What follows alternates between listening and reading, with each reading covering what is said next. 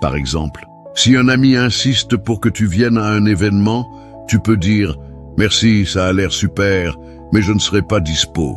Pas besoin d'inventer une excuse ou de raconter toute ton histoire. Moins tu en dis, plus ton message est clair. Parlons maintenant de la culpabilité. Elle peut surgir même si tu sais que tu as pris la bonne décision. C'est normal, surtout si tu as été conditionné à toujours dire « oui ». Pour la gérer, rappelle-toi que la culpabilité est une émotion, pas une vérité. Elle passe. Une technique efficace, c'est de te reconnecter à ton pourquoi. Pourquoi as-tu dit non? Peut-être pour préserver du temps pour ta famille, même pour te reposer ou pour te concentrer sur un projet important. Écris ce pourquoi quelque part, sur ton téléphone ou un carnet, et relis-le quand la culpabilité pointe le bout de son nez. Ça t'ancrera dans ta décision. Un autre outil pour dire non sans te sentir mal, c'est de proposer une alternative quand c'est possible.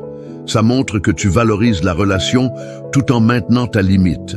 Par exemple, si ton patron te demande de travailler sur un projet urgent, mais que tu es déjà débordé, tu peux dire « Je ne peux pas prendre ça en charge maintenant, mais je peux aider à trouver quelqu'un d'autre ou revoir mes priorités avec toi ». Ça reste collaboratif sans compromettre ton temps. Et si tu as affaire à quelqu'un qui insiste ou qui ne respecte pas ton « non », c'est là que la fermeté entre en jeu.